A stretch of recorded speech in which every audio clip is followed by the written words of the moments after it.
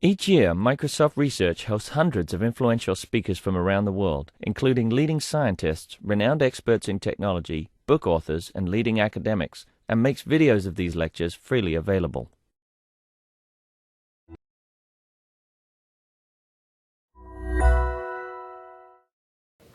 All right, so we're starting the afternoon session.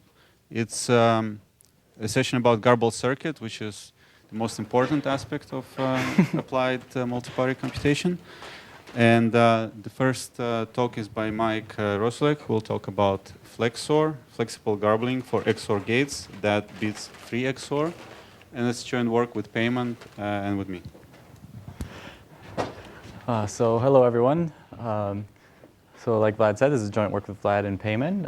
I'd just like to thank Payman and Seni for organizing the conference and thank Microsoft for hosting it. This has been really great so far. Hopefully this will be the best session so far. I'll do my best. So this is the session about garbled circuits, which are probably familiar to most of the audience, but I'll say just a very short recap of garbled circuits. The idea is for each wire in a circuit, we'll associate two wire labels to conceptually encode true and false.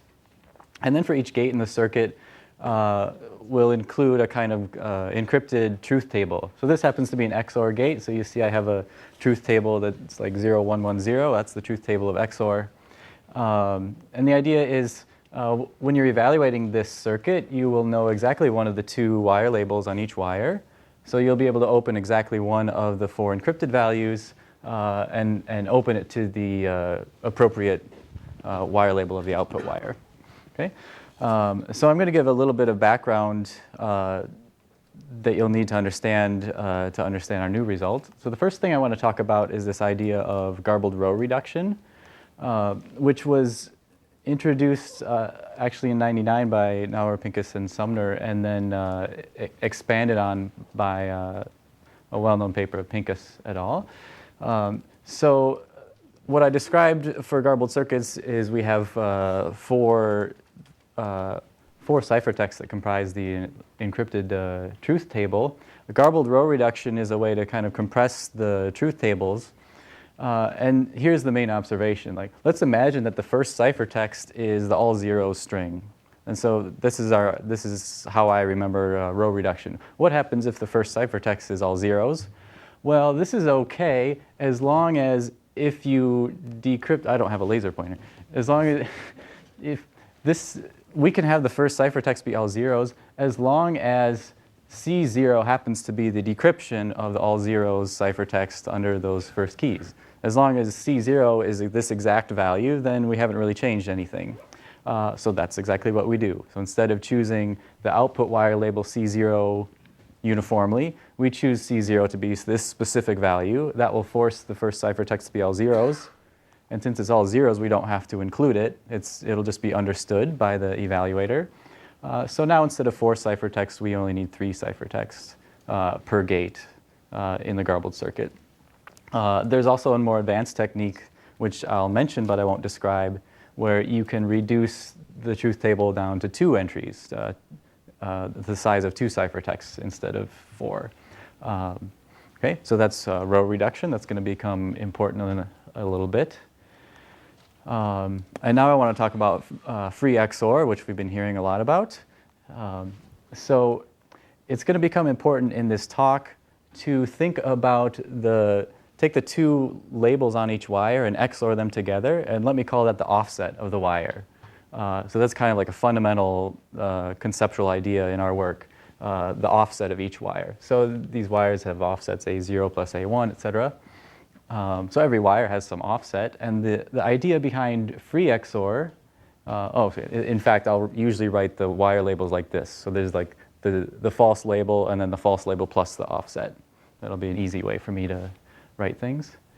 The idea behind free-XOR is let's let all of the wires in the circuit have the same offset, which has to be a secret value, so I'll call it delta. So all 3 of these wires have an offset delta. And now, if you have exactly one of the wire labels from each of these 2 input wires, and you XOR them together, you only get 2 possible outputs. In fact, you'll get A plus B, or you'll get A plus B plus delta. And you will get them with the truth value corresponding to an XOR gate. So in fact, if the wire labels all satisfy these relations, then you don't have to exchange any. There's nothing to send in a garbled circuit. There's nothing to include in a garbled circuit. No garbled truth value. So the XOR gates are free in that way. And in fact, evaluating an XOR gate under free XOR doesn't cost any cryptographic operations either. You just XOR the wire labels. So they're really free in almost every sense of the word.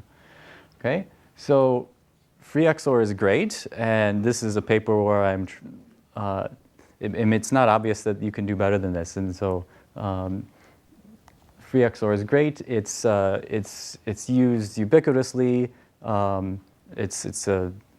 It's a great improvement to garbled circuits, but I want to point out some limitations of free XOR, and there's two that we address in this paper. One is if you're kind of theoretically minded, you might say that, oh, free XOR requires random oracle, or even if you don't think it requires random oracle, it requires this circularity assumption, which you may have some philosophical objection. But actually, when I talk about that later, I'll even argue that even without a philosophical objection to the random oracle model, you still might want to improve this hardness assumption. And also, free XOR is incompatible with the kind of strong row reduction that I mentioned but didn't describe. So you can use free XOR and use the 4 to 3 row reduction, but not the 4 to 2 reduction.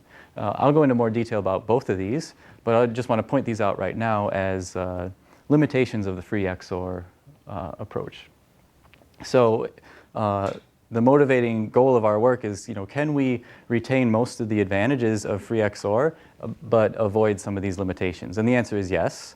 So let me describe, oh, yeah, there it is, good. So let me describe precisely how we improve free XOR. Okay, so the current state of the art is there's kind of two maybe incomparable ways that are like the best ways to garble a circuit. So I'm going to show these charts. It's an empirical table, and after this discussion in the panel, I feel like I should say something about it. So well, what I'm listing here is the number of ciphertexts per gate. Okay, so hopefully that's like a cut and dry apples to apples comparison. And I think, as Yehuda indicated, sometimes so these numbers correspond to like the size of the garbled circuit that you would have to send in a protocol. And in some network settings, that could be a major bottleneck. And in some settings, maybe not. But certainly in Yehuda's slides, doing an MPC over a Wi-Fi network, perhaps the communication complexity is the major bottleneck, right? So a standard way of doing garbled circuits, you do this strong row reduction, and every gate costs exactly 2 ciphertexts. So no matter what kind of a circuit it is, it costs 2 ciphertexts per gate.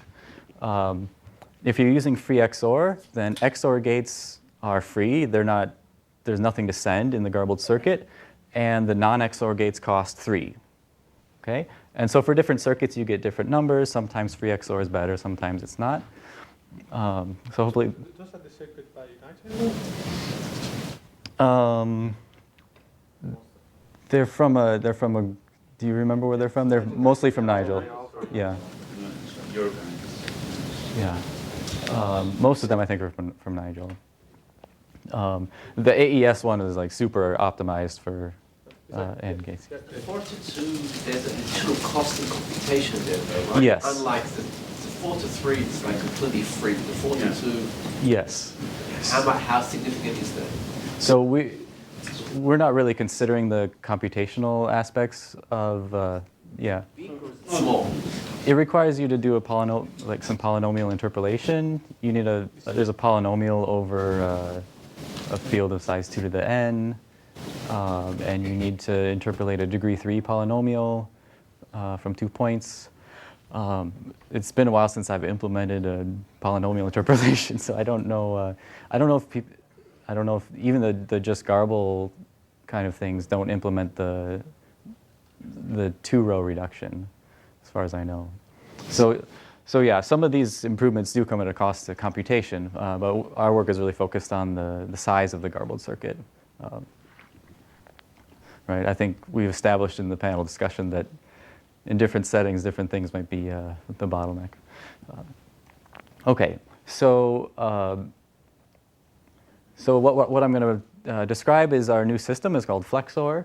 And instead of using this strong circularity assumption that free-XOR uses, we could instantiate our garbling scheme using the same assumption, or also a weaker assumption that's just a related key assumption. And I'll say more about that later.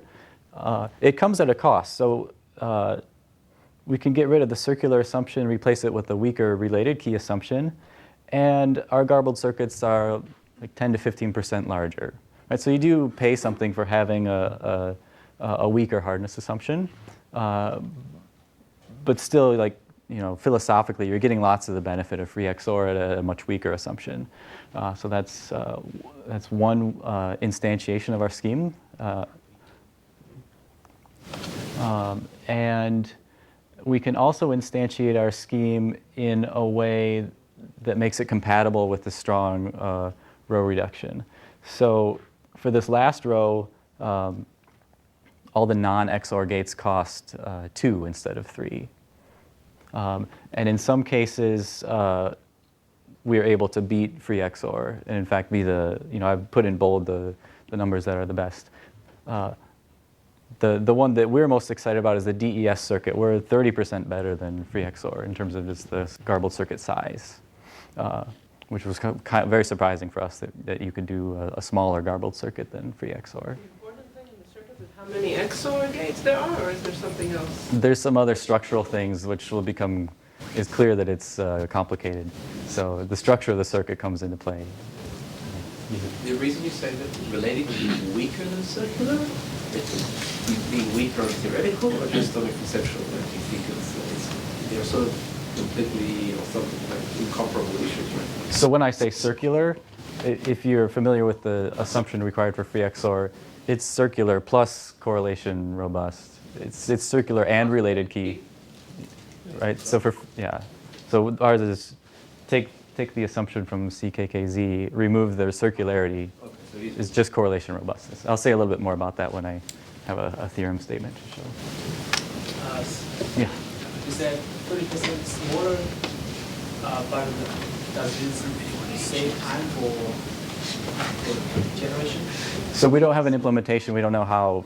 Yeah, but we haven't compared the speed of garbling or anything like that. So, as far as I know, even the 2-row reduction we can do it, but the time to generate is quite the same as the 3-row or 4-row. Yeah, that could totally be true. That's whatever penalty you pay for the 2-row reduction in these works, we use the exact same 2-row reduction here.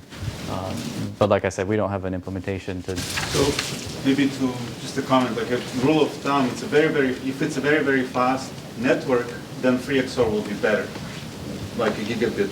If it's some Wi-Fi, then this is probably going to be better. And somewhere in the middle is somewhere in the middle.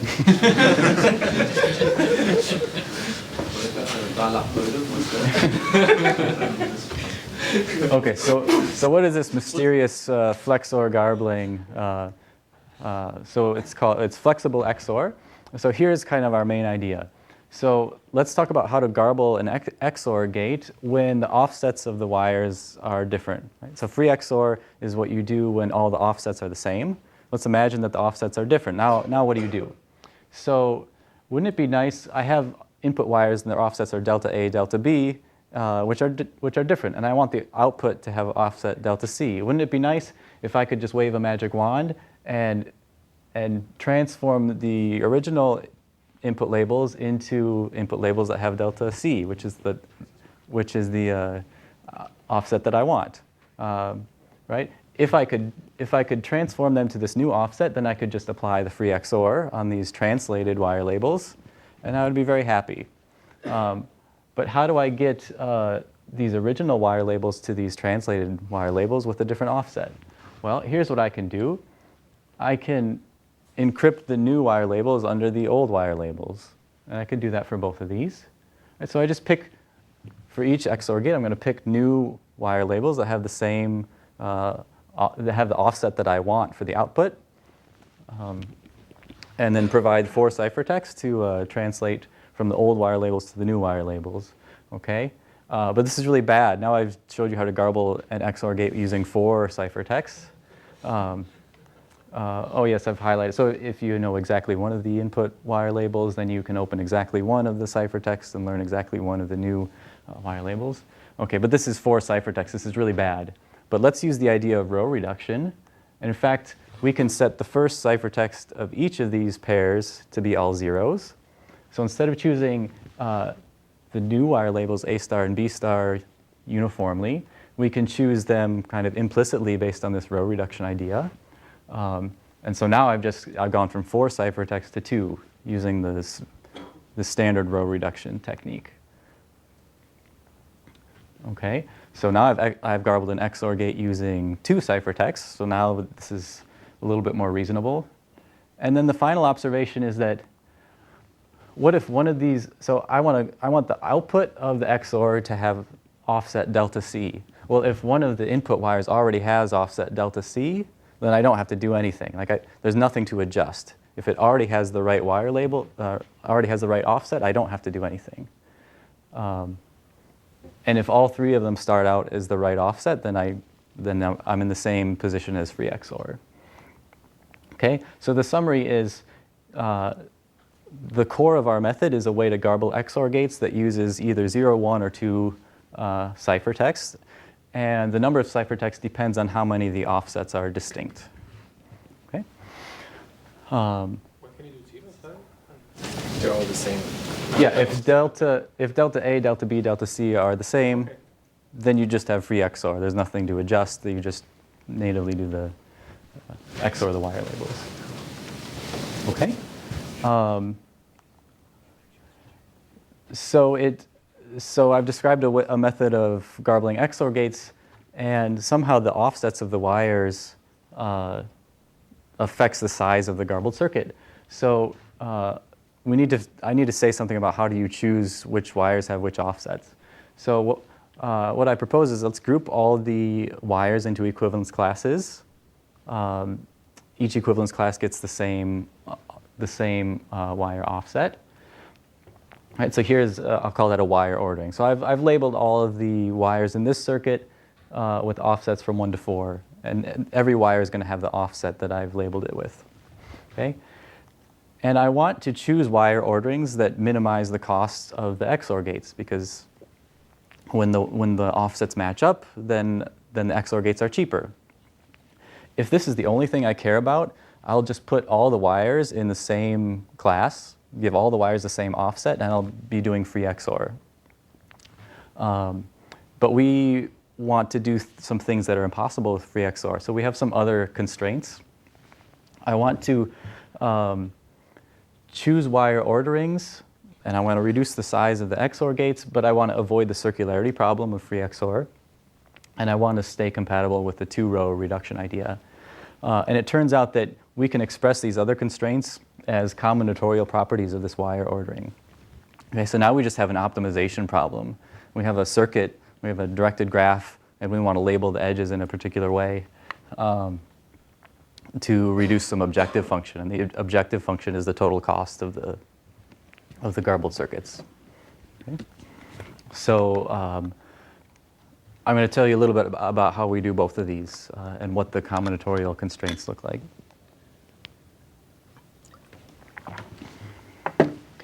Okay. Okay, so the first thing I want to talk about is removing the circularity problem, maybe not problem, but the circularity aspect of free XOR. Okay, so why does free XOR have this, require a circularity assumption about the underlying encryption or cipher? So here's a free XOR setup. I've got all the input wires have the same offset delta. That's free XOR. Excuse me. And I've got a garbled AND gate here. Okay? Let's imagine that the evaluator has the false value on all these wires. That means the evaluator would only be able to open up the first ciphertext. That's the one in red. Somewhere in the security proof, we have to argue that the other three ciphertexts look like junk from the evaluator's point of view. In particular, this last ciphertext should be pseudo-random, or should look like a bogus simulatable ciphertext from the evaluator's point of view. Okay? But A, B, and C are known, and delta is the secret. And you'll see that the secret value delta shows up in the context of a key and also in the context of a plain text. Right? A normal encryption doesn't allow you to do that. You need to assume that you have some sort of circular encryption where the secret can appear in the key context and the plain text context. It's kind of a key cycle in disguise. So that's why you need the circularity problem, circularity assumption.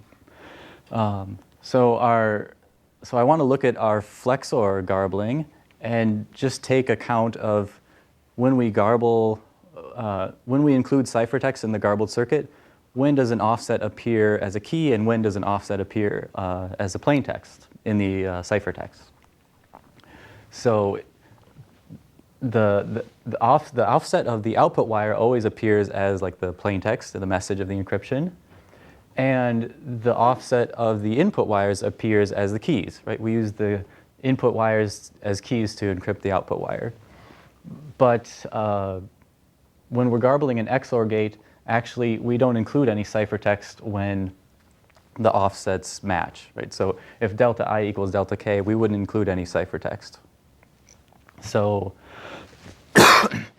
we wouldn't, so I'm just taking account of when these offsets appear in ciphertext. And so sometimes we don't include ciphertext in the FleXOR scheme. Okay, so with that in mind, let's look at this property. Suppose I had a wire ordering that had this property among its offsets. So the offset of the output wire is always greater than the offsets of the input wires. And that has to be a strict inequality for an AND gate because I'm always using the input wires to encrypt the output wires. In an XOR gate, it can be greater than or equals. Because it's okay for delta I and delta K to be the same offset, because in that case I wouldn't include a ciphertext. It wouldn't affect any. It wouldn't make any circularity, right? So I'm trying to avoid key cycles among these delta values, and hopefully it's relatively clear that now every time I have a ciphertext, I'm only using an offset to encrypt a larger offset, so it never comes around to be a cyclical condition. So we showed that if you instantiate our FleXOR garbling scheme and you have a wire ordering that satisfies this property, this monotone property, then you don't need the circularity assumption. You just need related key assumption. And I claim that if you're doing MPC in the first place, you're probably using OT extension. So you're already assuming that you have a correlation robust hash function. And that's essentially the same assumption that we use here. Okay? So it really kind of puts all of the components on equal footing in terms of their underlying assumption. Unfortunately, we show that it's NP hard to find. So there's still a lot of wiggle room here. There's a lot of wire orderings that satisfy this monotonicity property, and different ones lead to different sizes of garbled circuits. We want to find the one that leads to the smallest garbled circuit. We show that's an NP-hard optimization problem. So that's kind of bad news. On the other hand, some very simple heuristics seem to do quite well. So the table that I showed you reflected just some simple heuristics that we came up with. And already those simple heuristics do pretty well. Okay. That we need monotone, or why don't you just do a heuristic to do so that it just satisfies the condition of no of the free-XOR condition? Does that make sense? So this is if you. I mean, monotone wire ordering is one sort of condition you could impose that will guarantee what you want. But that's not necessary, right? We don't show that it's necessary. I mean, maybe something very slightly weaker would hold, like if there has to be some topological way to process the gates that doesn't mess things up. But like if there are no key cycles, then there has to be some at least partial ordering of the offsets. So something similar to this has to be there, as at least I would argue. Yeah. Why is this compatible with the 4-to-2 row reduction? So this part is not. This is just kind of two independent thrusts. So kind of view FleXOR as kind of a new way to think about free XOR type approaches. One direction you could go is optimizing the underlying hardness assumption. The next thing I want to talk about is compatibility with row reduction. So thank you for asking. So why can't we use 4-to-2 row reduction with free XOR? Let's look at 4-to-3 row reduction first.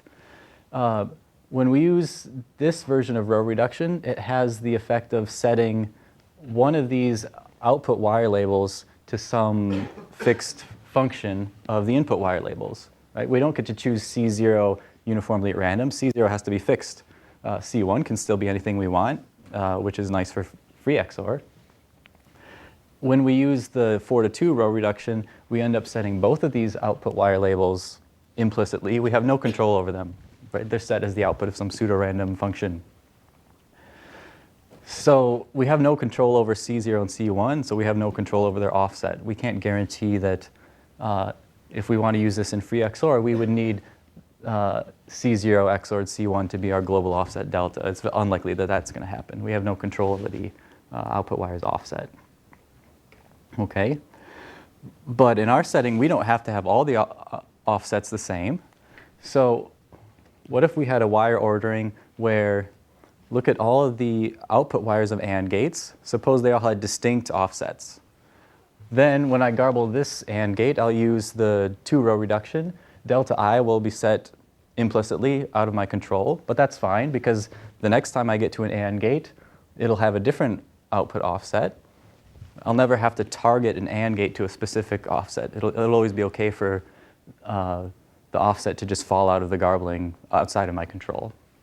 Okay, and there's a little fine print in here. I encourage you to see the paper, but this is the essential idea. So we showed that you can, if you have a wire ordering that satisfies this safe property that I've described, then you could garble all of the AND gates using just 2 ciphertexts. Okay, so that gives us a garbling scheme where XOR gates cost 0, 1, or 2, and AND gates always cost 2. Again, we have a simple heuristic that finds decent wire orderings that satisfy this property, and it seems to do well. So even with our admittedly simple heuristics, these are the kind of results that we get. So one interesting thing I'd like to mention is that we do show some improvements over free XOR, and we don't claim that this is even the best you can do, because we don't claim that we've found the absolute best wire orderings for every circuit. Yeah. So the last line is safe but not monotone. You don't have anything that finds safe monotonic? You can do, yeah, so you can do combinations of these two. I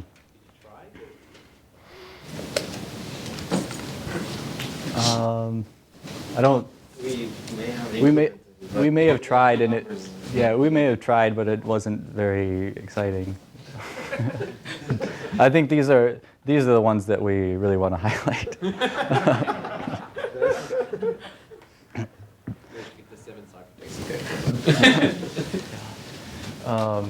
Okay, so that's essentially what I wanted to say about FleXOR. So just to summarize, it's a new way to garble XOR gates, resulting in 0, 1, or 2 ciphertexts per gate. We can instantiate it in a way that makes it compatible with 4-to-2 row reduction, which free XOR doesn't allow. We can instantiate it with a weaker underlying primitive, which free XOR doesn't allow. Oh my goodness. How about that for timing? Yeah, and so just before I end, this is my last slide, but I just say it again that these numbers reflect, we took these circuits and we ran our heuristics to find wire orderings, And they're just heuristics, so we don't claim that this is the limit of our FleXOR approach. Presumably you can do better. We don't know how much better, but that's kind of an interesting avenue to explore. So that's my last slide, and I'll take your questions. Again, it need not be NP complete by the optimal label. It need not be. It's just NP complete for monotone wiring, but you believe maybe it's NP Yeah, but it's not. We believe it's NP complete to optimize anything of interest, but we only had a proof for the only had a proof for the monotone wire ordering case. Yeah, so good. One question, because questions were asked through the one question, because David already raised. So if you go back to the last slide, so the circuits that you started with, probably except for DES, were highly optimized to take advantage of free-XOR. Mm-hmm. And so I'm wondering if, so I think you constrained yourself by not changing the circuits. But if you were willing to change the circuit to take advantage of FleXOR, I would think you could do better. Yeah, I think that's a really interesting direction. Like with free-XOR, your objective is clear. Like, get rid of as many non-XOR gates as you can.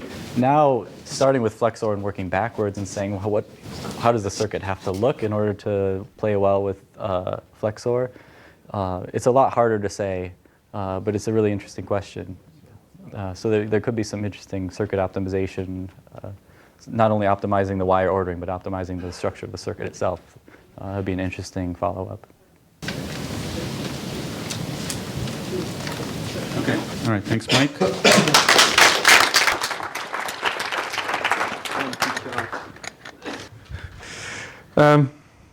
Thank you for organizing this great event. Thank you to Microsoft for a PowerPoint that I'm going to use during this presentation.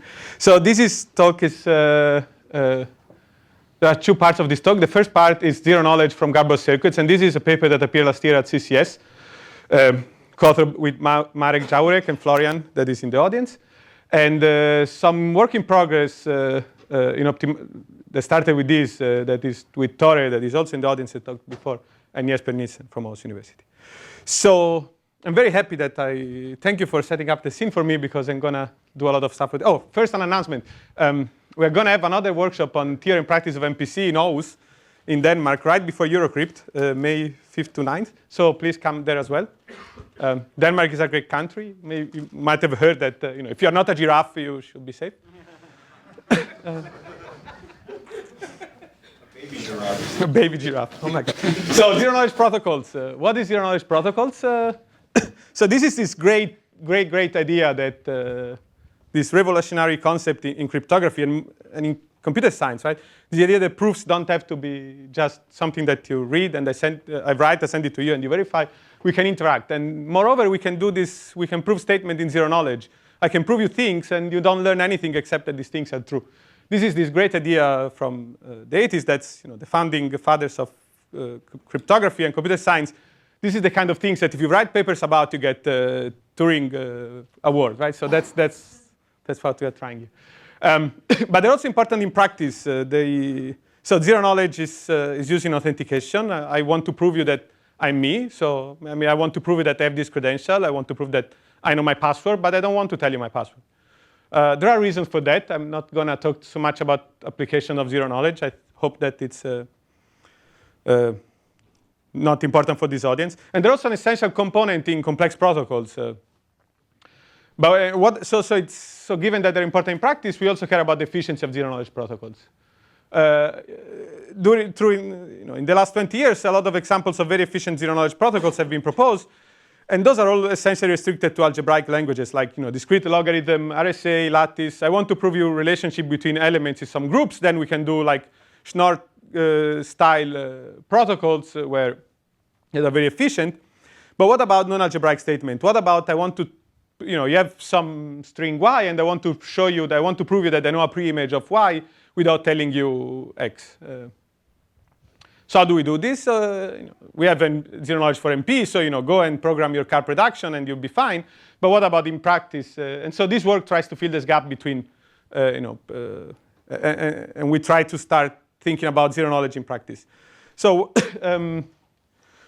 this is a workshop on MPC. So I'm gonna tell you later what is the relationship between MPC and zero knowledge is. But actually, this was already, there is some related work already in 2007, Ishai, Kushi-Levis, Ostrowski, and Sahai. They showed how to do zero knowledge from honest majority and multi-party computation. And this is also the first step towards this beautiful, the IPS compiler and this beautiful MPC in the head approach that actually I don't think anyone is going to talk about at this workshop. So you should go and read the paper.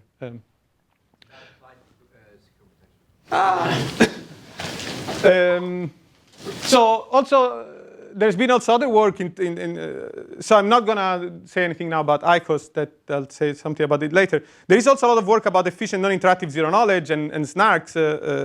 And those are very nice because they're non-interactive, but they require public key operation per gate. And thanks, Ranjit, for showing that slide. We know that public key operations are more expensive than symmetric key operations. So it's interesting to know why, how to construct. So we want to do something that is more efficient than this. Also, well, never mind. So this is a workshop about MPC. So why am I talking about zero knowledge? Because zero knowledge is a proper subset of MPC. Think about it for 5 seconds. You got it, right? So in MPC, in two-party computation, we have two parties, Alice and Bob. They agree on a function f. Alice has an input x, and Bob has an input y. And they want to compute the function fx of y.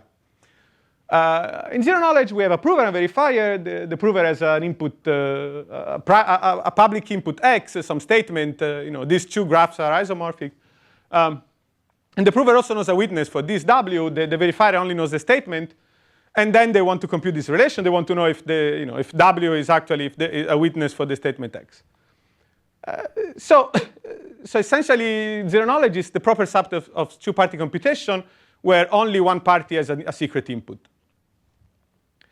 And I think, that's it's kind of surprising that we don't, the techniques that then we use to do MPC and the techniques that we use to do zero knowledge are so different. Zero knowledge is easy MPC. It's easy two-party computation. So it should be easy to do it. Right? And of course, that's why I'm standing here, because that's true. Right? So let me tell you about Garbled circuits. So everyone else told you about Garbled circuits, looking them from how to garble a gate. I really like that Bellare, Hoang, that is going to talk after me, and Rogaway, they freed us from all this, how to garble small gates. They gave us this beautiful framework, this beautiful paper about foundation of Garbled circuits, and I really like their notation. So from now on, I commit myself to always use their notation. So a garbling scheme is the following. So you have a garbling algorithm. You give it an input, a function, and it outputs an encrypted version of the function, some garbled version of the function. That's f in a box. And then there is some encoding information E and some decoding information D. Now, if you take the encoding information E together with the input X, you can encode the input. And therefore, you get this X in a box. Everything that is in a box, you can think of like as an encryption of this value. And then there is an evaluation procedure that if you take the function in the box and the input in the box, you can get the output in the box. And now, with the decoding information together with the output in the box, you can get the output in the clear. So that's Garbled circuits. How do we do? And of course, we cared. We want that that Z output out there should be the same as computing f on input x. Great. So yeah, the values in the box are garbled. Think of them as encrypted value. So how do we do two-party computation using Garbled circuits? Yeah, our protocol. You have seen it before, but let me tell you again. So how do we do this? We have Alice and Bob. Bob constructs a circuit. He takes his function f. He hardwires his input y in it somehow. And then he garbles his function f of y. And then you get fy in a box, e and d. Then Alice and Bob run this OT protocol where Alice uses her input x. Bob puts his encoding information e, that if you've seen the previous talks, you know that this e is actually just two vectors of keys. So two n keys, one for each input bit. And using the OT, this allows Alice to extract, to learn the encrypted version of x in a box, without learning anything else. Then Bob sends the function in the box to Alice. Alice evaluates the function, encrypted function, encrypted input, gets the encrypted output, send the encrypted output back to Bob. Bob decrypts, and everyone is happy. Just hand waving, I'm hand waving so much that I'll start flying soon. But everything that is in a box essentially is encrypted. So the function f doesn't reveal any information, or fy in a box doesn't reveal information about y. So everyone is happy. Of course, the OT, Bob doesn't lend the input X because the box doesn't have an arrow in that direction. It's proof by image. So this works fine if Alice and Bob are semi-honest. Actually, this works even if Alice is corrupted, essentially. So most garbled schemes have this nice property that even if Alice is corrupted, if you give Alice X in a box and F in the box, encrypted function, encrypted input, the only thing she can really do is to evaluate the encrypted function, the encrypted input. And so it doesn't matter what she outputs. Essentially, anything that she outputs, it's either the right output or it makes Bob abort. Alice cannot really cheat in this protocol. This is a nice observation. Everyone knows about this. It's why we can do this nice double execution protocol. Of course, the problem is, what about Bob? Bob can cheat big time because Bob can garble a malicious function, G, that is different from F.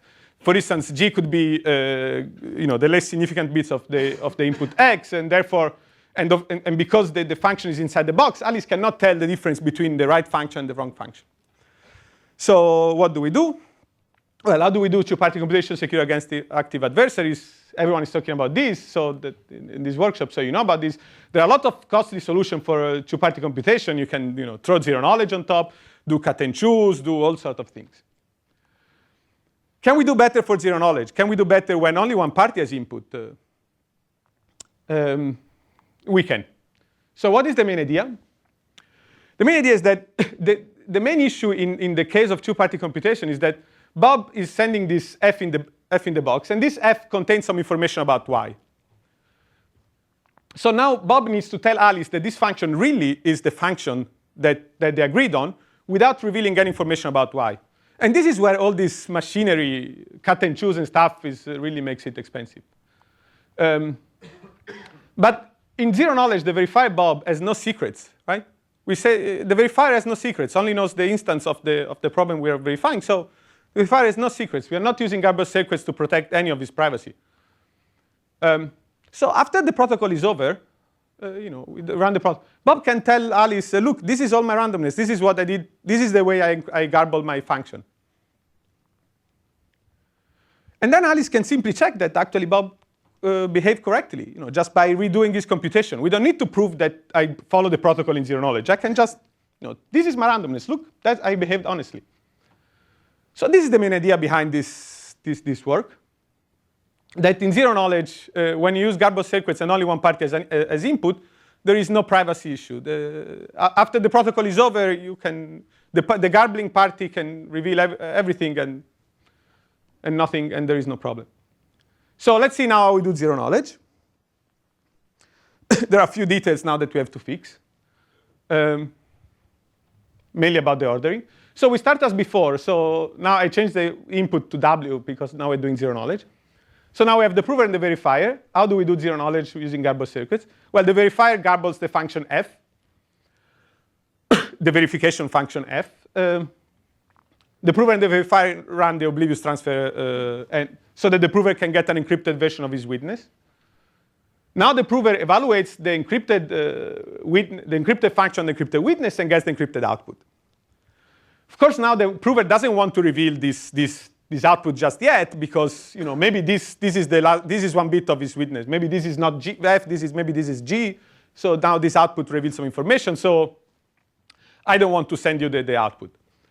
And the verifier has some randomness up there that he used to garble the function. And if the verifier sends this randomness to the prover can check that the verifier behaved correctly. But of course, I don't want to do it now because if I do it now, then now the prover can evaluate the circuit on every input he wants and then tell you, and then there is no soundness anymore. So what do we do when I need to send you something, you want to send me something? We do commitment, right? So the prover starts by committing to his output here. The verifier reveals his randomness. The randomness is used to garble the circuit. The prover checks that actually F is really the function inside that it tries to regarble the circuit F again using this randomness and checks if the same. And if it's the same, then it's going to reveal this, it's going to open the output. Otherwise, he aborts. And now, if there are a lot of details under the rug that I'm not describing now, but the main idea is that you should have an idea that we are achieving some kind of zero knowledge here. I told you, yeah. So what is the efficiency of this protocol? If you look at the verifier work, the verifier is working, the work of the verifier is essentially the same as in passive YAO, as semi-honest YAO.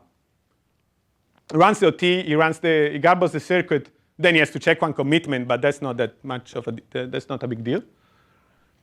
What about the prover? Well, the prover works more or less as 2 times passive YAO. Why? Because first he has to evaluate the function, and then he has to re-garble the function, right? So first he's behaving as the circuit evaluator in YAO, and then he's acting as the circuit constructor. So his work is essentially double.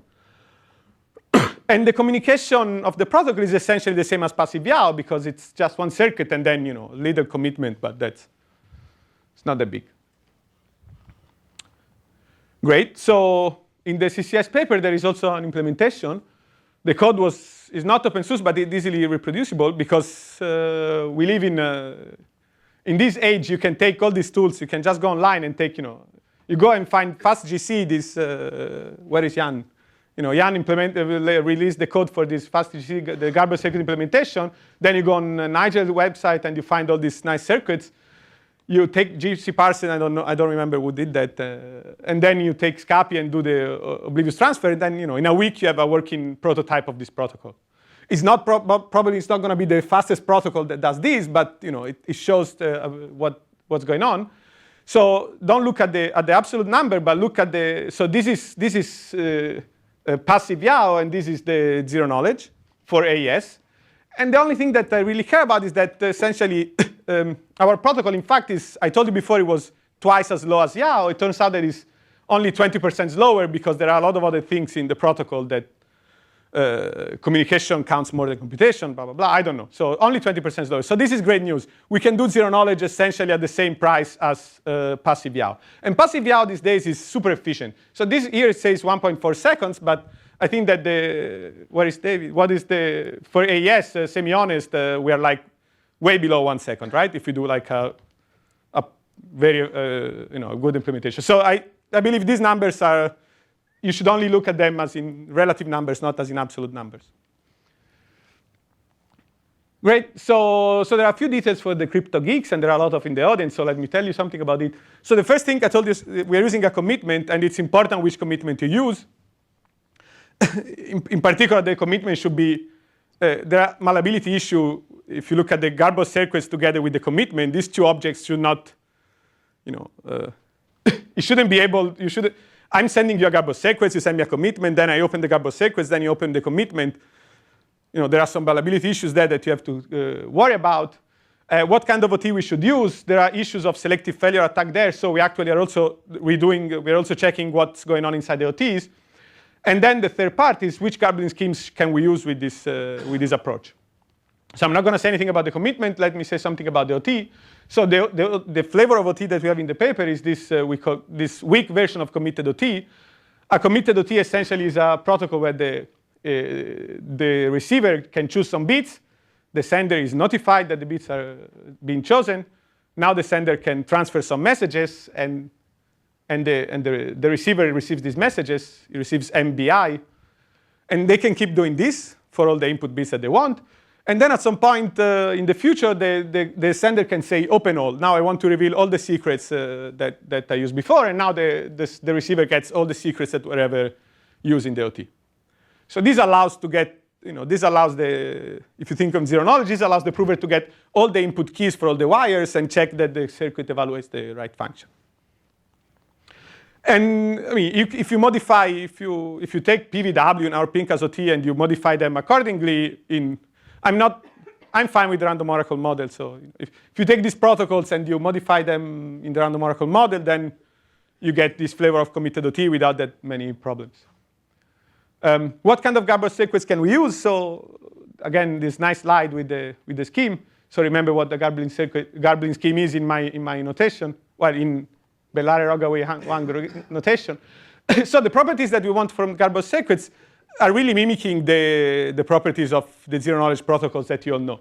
So the first thing that we want is that for all input x such that f of x is equal 1, then if when both parties are honest, if you encode X with the encoding information, so in this slide, the garbling is done honestly, because the verifier is honest. If you garble the input and compute it and evaluate the garble function, the garble input, and then you decode, you get 1. So this is like completeness.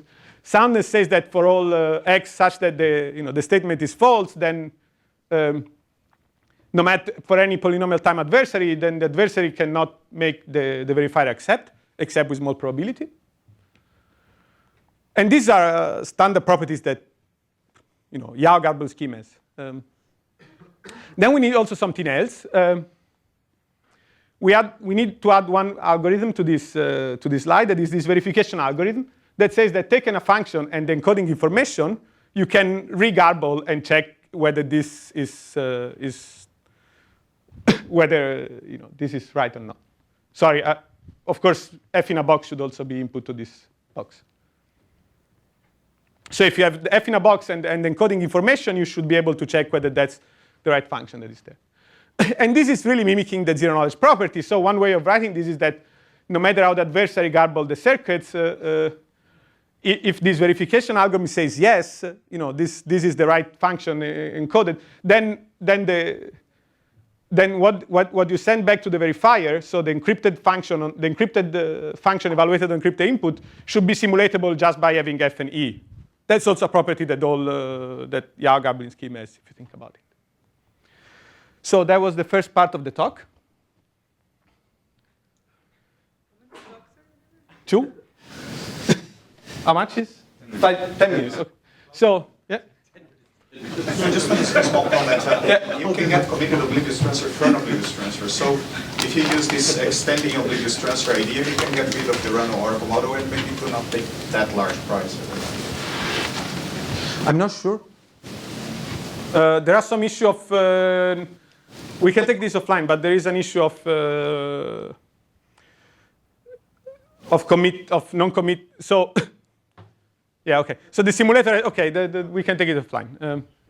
So that's very nice. And now the second question is what kind of garbled circuits satisfy? What are the most efficient garbled circuits that satisfy the property that I just told you? I told you that Yao garbled circuits satisfy this property, but if you think about it, in Yao garbled circuits, in all these nice slides that everyone has showed, you always have these 4 rows, and it's important that the circuit evaluator has 2 keys. He doesn't know which key he has, and now he has to decrypt some row in the garble gate without knowing which row it is. But in the zero knowledge, so the main idea of this ongoing work is that in two-party computation, the regular garbled circuits need really to ensure the fact that the evaluator doesn't learn any of the values on the internal wires. So in particular, the evaluation of the garble gates must be oblivious of the actual inputs. But in zero knowledge, the prover already knows all the inputs, right? The prover is the only one that has an input. The input is the witness. So if I know the whole witness, I also know all the internal wires, right? I can evaluate the circuit on the input and just follow the values. There is no privacy. There is nothing. If I'm the prover, I know all the values. So why should we use these expensive garbled circuits? Let's try to optimize them. So of course we can optimize them. Again, that's why I'm standing here. And I really like this work that we are doing. I think the first part is that so I really like this work on foundation of garbled circuits because it elevates garbled circuits from being just as a piece of the Yao two-party computation protocol, and it says, look, this is much more. This is not just garbled circuits are not only a piece of the Yao two-party computation protocol. They're actually a cryptographic primitive in their own right, and they can be used in other contexts. They can be used in verifiable computation. They can be used in outsourced computation. They can be used in zero knowledge. And when you go and look at how they can be used, then there are different properties. And so one thing that in the Foundation of Garbled Circuits paper, they have all separation between all the notion, privacy, authenticity. But I think that this is actually a natural separation between privacy and authenticity, where it shows that by removing one of the requirement on the garbled circuits, namely privacy, you can actually get more efficient garbled circuits. I think this is a very interesting. I like this in terms of a conceptual contribution. And it's also interesting in terms of concrete efficiency because it gets you better constantly garbled circuits. So here I have a slide. I'm very sorry I had my laptop here. Yeah. So there's the use of garbled circuits also for this like outsourced verifiable computation. The same, you can also apply your stuff to there as well, or right? Except that I think in their case they use garbled circuits inside FHE. Yeah. So I think the concrete efficiencies are already out of the door, right?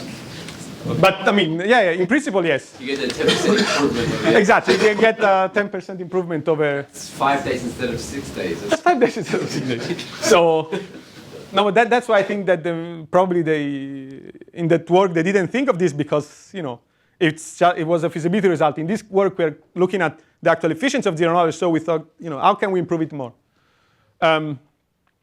So I'm sorry that I had my laptop here because I wanted to update this slide, and I have also the FleXOR here because, of course, you could add one row, and we're going to add one row here saying with FleXOR. But so here, what I want to tell you is that so this is the previous. So this is a comparison between our scheme, that is this one in bold, and the previous best scheme, that is the one that Mike was presenting to you before, the one with the 2 ciphertexts per gate. So if you look at the communication complexity, previously what we knew how to do was with free-XOR. Yeah, previous. If you want a free-XOR, you needed 3K bits per garble gate. And without free-XOR, you needed 2K bits per gate. And what we can do is that we can actually garble any circuit using only 2K bits per gate if you want to use the free-XOR, or only K bits per gate. So that means for each gate in the circuit, I only send you 1 ciphertext. 1 ciphertext per gate in the circuit. I really like this. But this doesn't have free-XOR, so. And also in terms of the number of PRF or random oracle code that you have to do to garble every gate, we go from 4 to 2, and from 4 to 3, and 4 to 2 here. So there is actually some concrete there is some concrete potential here. And if you do FleXOR, then I guess there is some other compromise there. So how do we do this? So let me just tell you how do we do this with the free-XOR. How do we garble XOR gates with the free-XOR? This was just to make the notation, but Mike already did it. So each key, the output key is the XOR of the 2 input key. So Z0 is defined as L0 XOR R0. Z1 is defined as L0 XOR R1. I cannot make the XOR. I'm not as fancy as Mike. And to evaluate, you just take your input keys and you XOR them together. How do we do the AND gate now? We're simply using the garble, the row reduction trick again. So we define Z1 to be just the hash of the 2 key. What is the idea here? The idea is that when are you supposed to learn Z1? You're supposed to learn Z1 if you have 1 and 1 as input, right? So I encrypt Z1 under L1 and L1. Actually, just define this value to be this called, so I don't have to send you this ciphertext.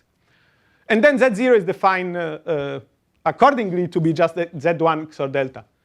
And now I have to encrypt this Z0. When are you supposed to learn Z0, the key corresponding to the 0 output bit? Well, you can learn this if you have either one of your inputs bit is 0, right? We don't need to look at both keys. 1 key is enough. So now the ciphertext is simply these 2 values, Z0 and Z0 XOR H. So, and when you go and evaluate, and this is really where this is different from every garble scheme you've seen before, I can do an if on the input value. So I have LX, the left key for the bit X, and the right key for the bit Y, and I know what these values are. These values are not oblivious anymore. I can look at them. So I can say, if X and Y are equal 1, then do this. If X is 0, do this. If Y is 0, do this. I can branch on the input bits because I know what the values on the internal wires are. And this is essentially the trick that we use also here, so that's very nice.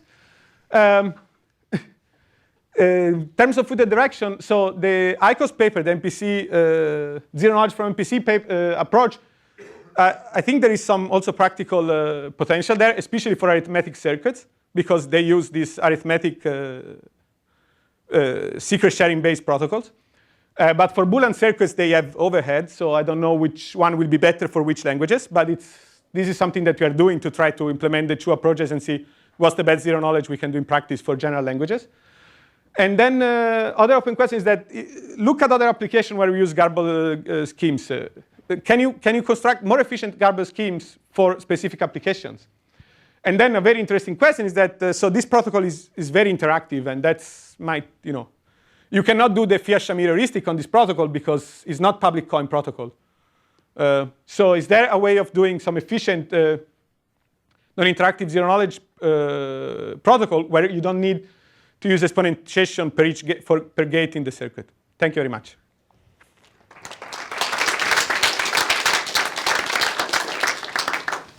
We have 1 minute for questions. Yep. You said at the beginning that zero knowledge has lots of uses in practice. Yeah. Do you mean there are theoretical applications in practice, or that you actually know practical uses in the real world? I think you know better than me. For example, just as a nice thing, if you could get this to be even in the interactive version, so anonymous credentials, if the site should be used. Now, one of the reasons why anonymous credentials need bilinear maps generally is because you have this thing, you want to prove that you have a signature on this thing, and that those signatures use Fiat-Shamir, so therefore they have a hash function inside. You could use that to prove, you could have an interactive non-anonymous credential system where you could prove that you have a signature embedded inside, because even though you're proving something with a hash function, this you can do reasonably efficient. I wouldn't say that it's going to replace bilinear maps. I'm saying you could come up with alternatives like that could be applied to. I agree. I'm not aware of any uses of zero knowledge in the real world. Anonymous credentials are not in the real world. They are now. I don't think most people. There are a few schemes out there, and they're. Who's using them? So there's a FANO Alliance which is pushing these direct anonymous attestation things, and UProof. I don't know how many people are using it, but we're in Microsoft, so I might as well mention UProof. Yeah. There are things that are. So I agree that they can build it. I just don't think anybody's using them. All right. Okay, I guess no more questions, so we're moving on. Okay. Thanks for the introduction. So let's try to work with Mihir Bellari, Sridham Kivadi, and Phil Ragaway. So they talk about building faster garbled circuits. So let me give you a brief recap of how garbled circuits work. So for comparison, in an ordinary circuit, HY carries one or two possible bits, 0 or 1. So when you want to evaluate a circuit, you'll be given a bit for each input Y. You then propagate the bits through each gate to get the result. So analogously, in a garbled circuit, HY carries one or two possible keys. One key has hidden semantic 0. The other key has hidden semantic 1. The evaluator doesn't know which key has which semantics. So when you want to evaluate a garbled circuit, you will be given the input keys, a key for each input wire. Then by a mechanism that I describe later, you can still propagate the keys through the garbled gates to get the output keys, a key for each output wire. If you want the evaluator to know the correctly computed output, we need to introduce an additional recipe to interpret the semantics of the output keys. So let me describe a mechanism that propagates keys through a garbled gate. So in the garbled gate, there are 4 doubly locked boxes. So to open the box, you need to know both keys. So suppose that you know key A and D. By trial and error, you can only open the second box, and inside you see the key X. But opening the second box doesn't allow you to know the content of the other boxes. So just describe garbled gate in a symbolic manner. Do we see a cryptographic realization later?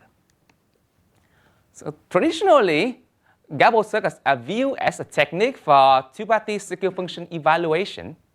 So when people come up with optimization tricks such as free-XOR or garbled row reduction, we will only prove the security in two-party SFE setting.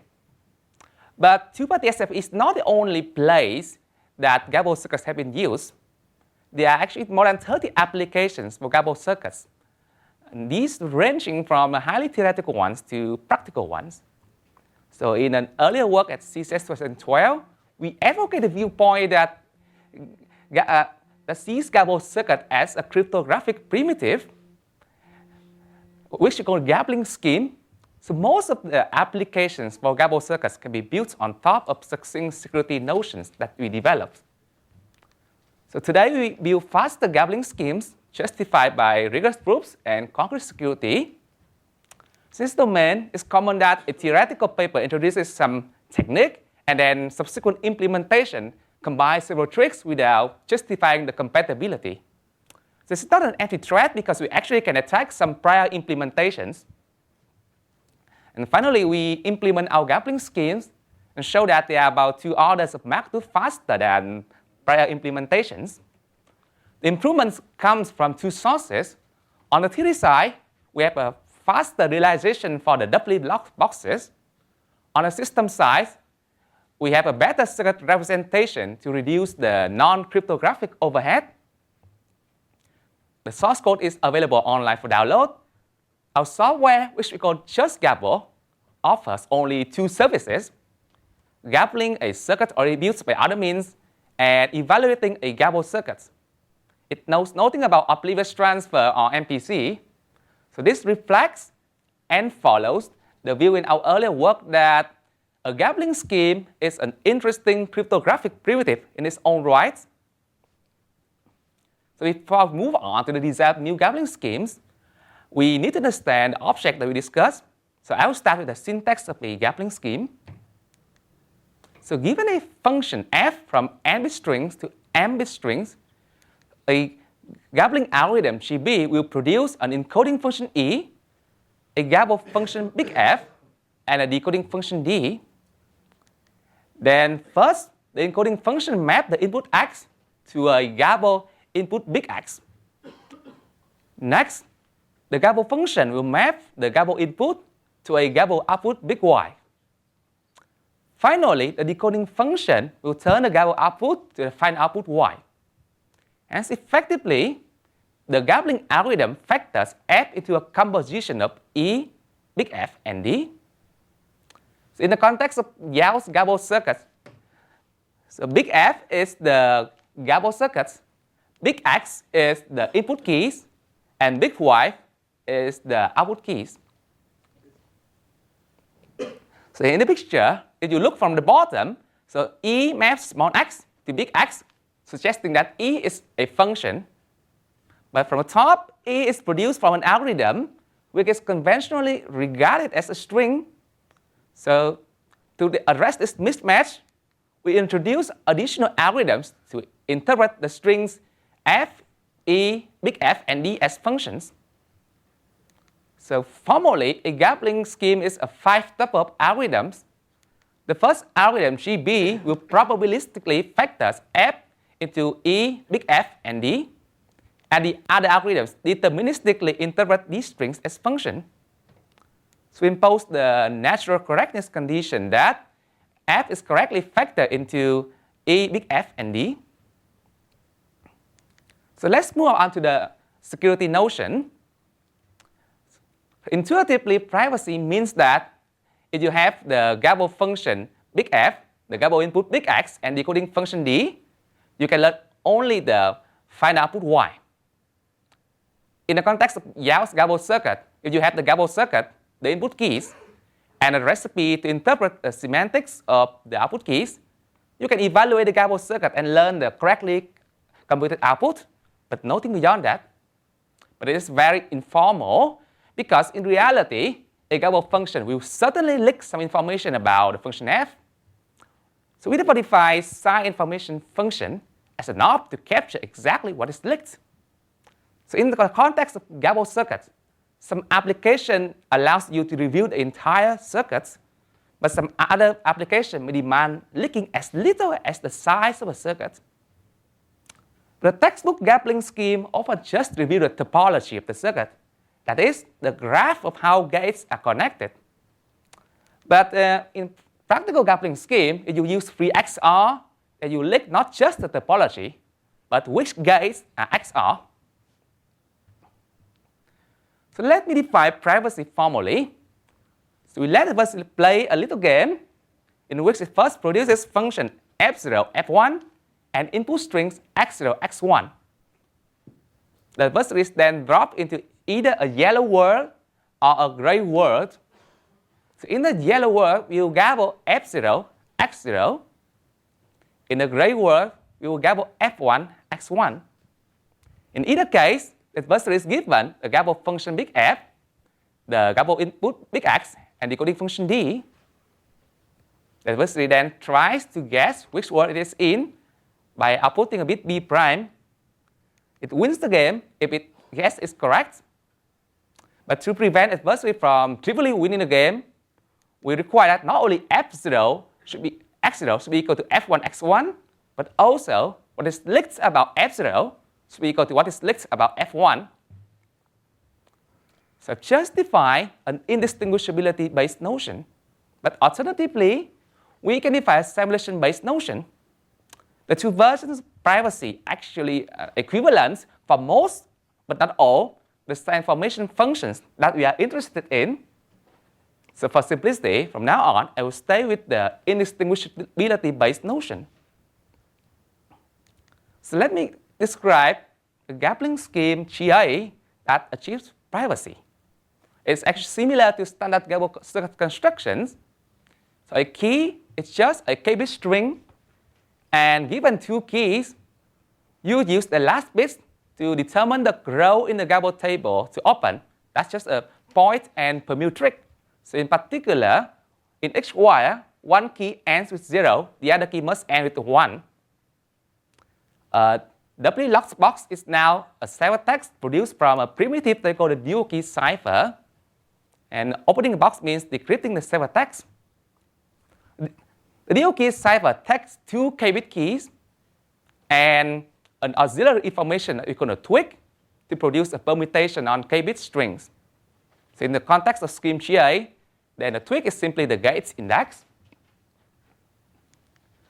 So traditionally, one would implement the dual key cipher from a cryptographic hash function,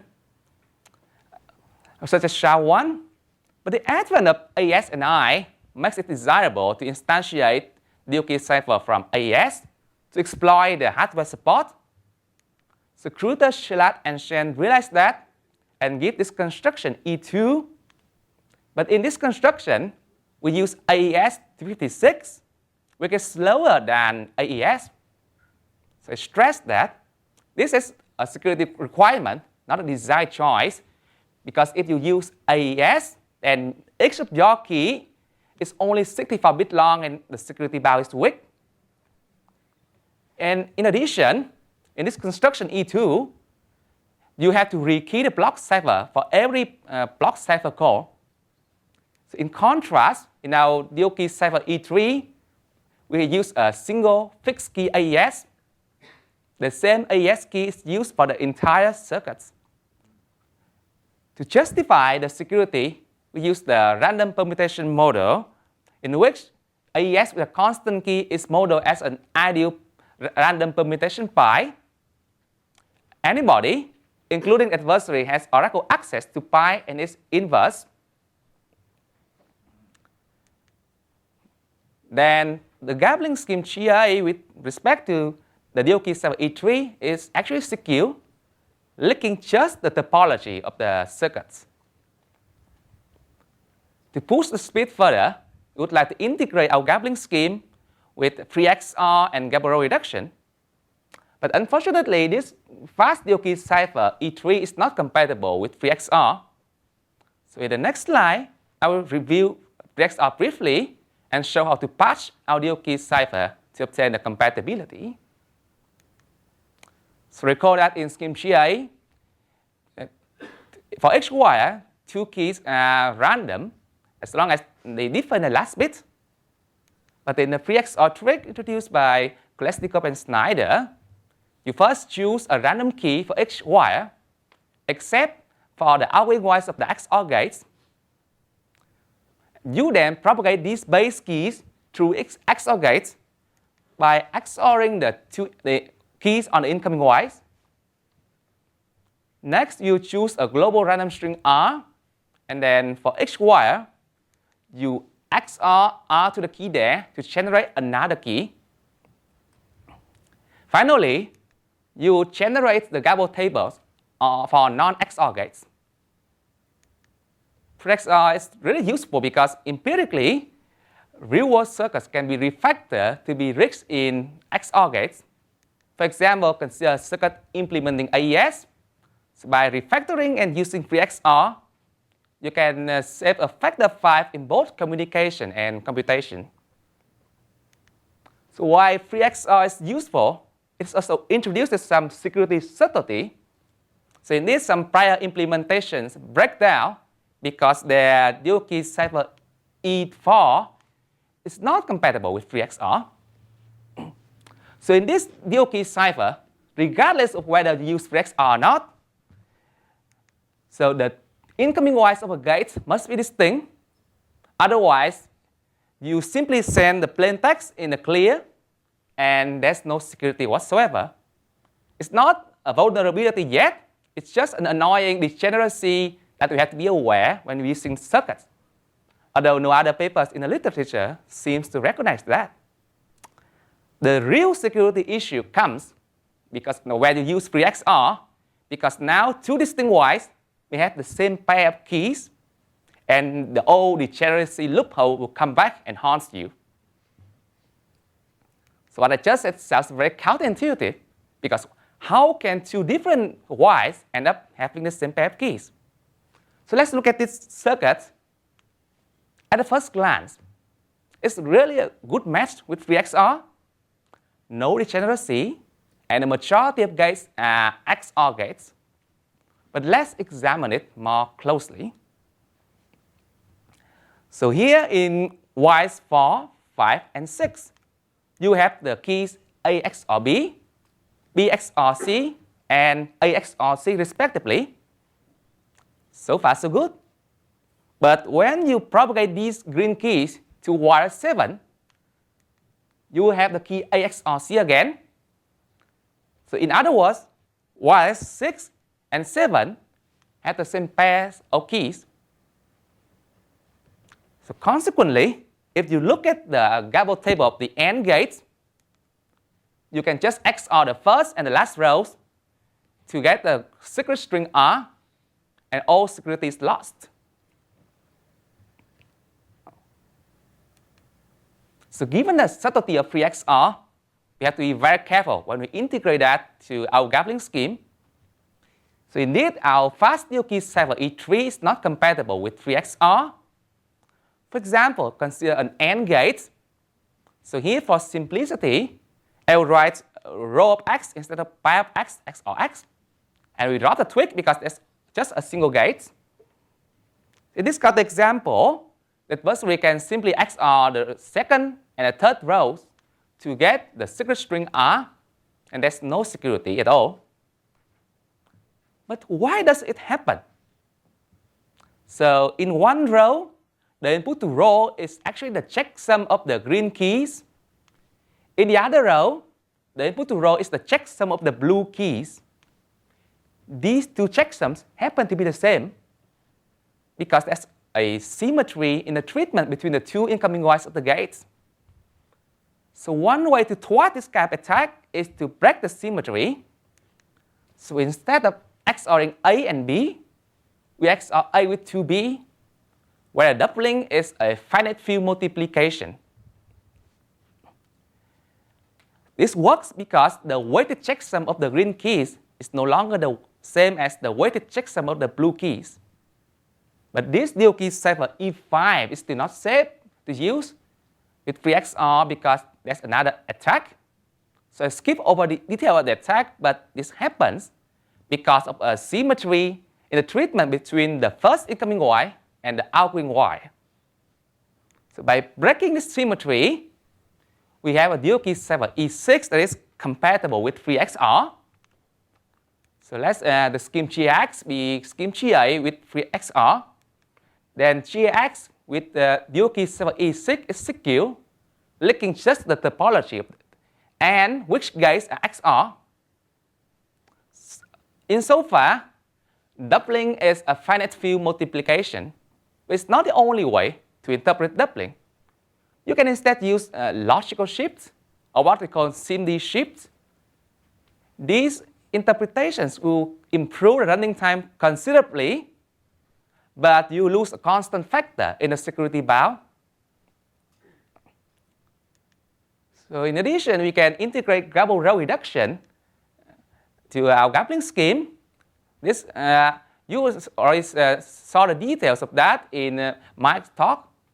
But so this trick won't improve the running time, but will substantially save the storage.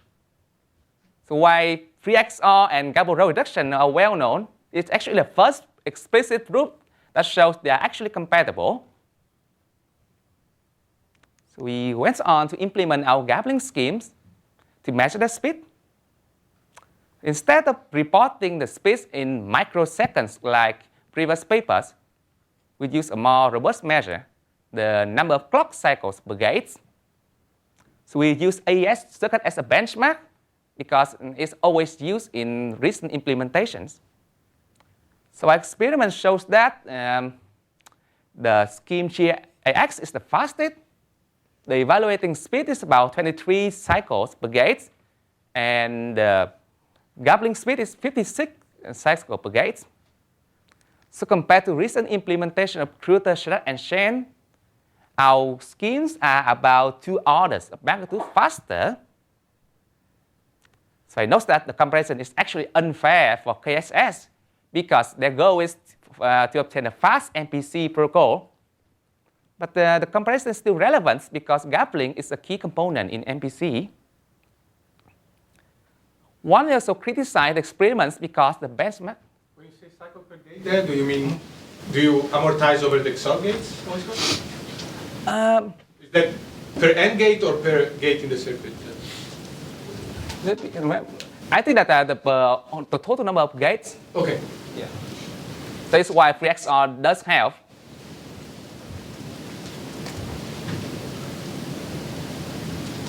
So one may criticize the experiments because the benchmark circuit is too small. So we experiment with the edit distance circuits, which was also used as a benchmark in KSS. And this time, our garbling schemes are still a lot faster than that of KSS, but the running time increases because the garbled circuits now no longer fit into the L2 cache. So besides the fast DO key cipher, our speedup may be attributed to a better circuit representation. So in fact, KSS spend most of their running time in non-cryptographic operations. One possible reason is that it's due to their use of complex data structure to represent circuits. So in an earlier work, we gave a formalization for circuits themselves. At that time, the definition seemed to serve a theoretical purpose only. But when we actually implemented a simple circuit representation to programmatically realize this definition, we found that it significantly reduced the non-cryptographic overhead. So each component of the circuit is just an integer or an integer array, and the gates are topologically sorted, so one can evaluate them in numerical order. So wrapping up, based on the foundations of garbled circuits in our earlier work, we have built garbling schemes that are about 2 orders of magnitude faster than prior implementations.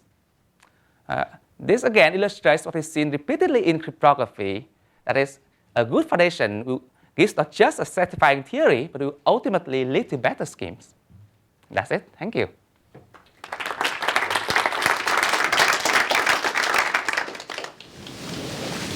Questions? So the way you do AES gives really incredible times, and the question is how much have you spoken to blockcipher people, because it's a very non-standard use of AES, and is this a reasonable assumption on AES? Is it not? Did you try to do anything looking at that? Speak to blockcipher. How it relates to standard security? Make some comments on that. There's something very non-standard about the blockcipher. The question is whether it's been looked at, whether you've got any feedback. Yeah, so we didn't talk to any blockcipher people, which just assume that AES is an ideal cipher.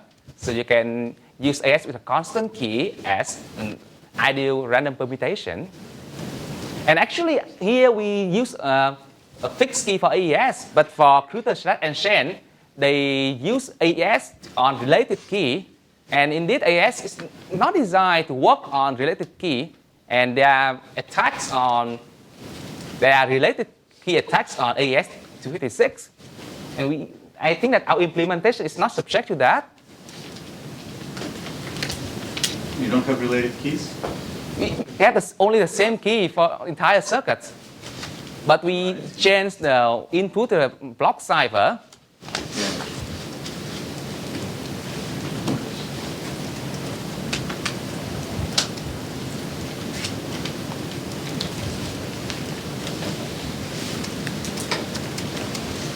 More questions? So I had a question about, maybe you guys looked into that. So sure, it's much better to speed up the garbling, but my impression is that the bottleneck will, in many cases, will be the transmission of the circuit, right? Do you have comments on that? I mean, I agree that it's good, and you can offload, the CPU and things like that. And if you have malicious model, you can send hashes of circuit, for example, instead of entire circuit, so you can save on transmission, right? So that's where your thing would help a lot. But just to give a feeling of what you're saving overall for the secure computation. Yeah, so that depends on the setting, and I agree that in many settings, the bottleneck is not the computation. Maybe the communication is the bottleneck after all, especially if you transmit the circuit through the Wi-Fi. So, and actually, the focus in our work is not MPC, because garbled circuits can be used for several applications, and I don't want to anticipate an application for that. So it's what? Well, the circuits will have to be transferred, so right. That's it doesn't matter what the application is. Yes. So yeah. So in this work, the focus is the running time, but yeah, maybe you can use FleXOR to save the storage, I guess. So my guess is that the most impact will be for malicious cut and choose, because you don't have to send. You have to generate circuits, but you're not sending them, right? Because you send a hash of them. Yes. Yeah. And then you send the seed. Right. So that's the most benefit for actual practice. Yeah, I agree with that. Yeah. Okay, no more questions? All right, so that was the end of the most interesting session, and we'll take a short break. Thank you. Thank the speakers.